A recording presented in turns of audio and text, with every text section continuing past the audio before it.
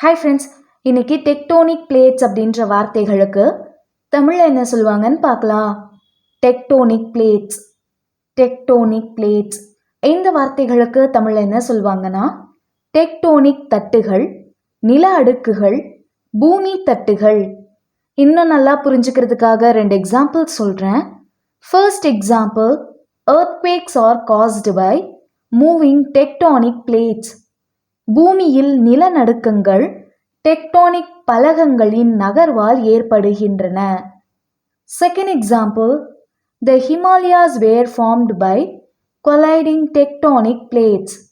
இமயமலைகள் மோதும் டெக்டோனிக் பலகங்களால் உருவாக்கப்பட்டன.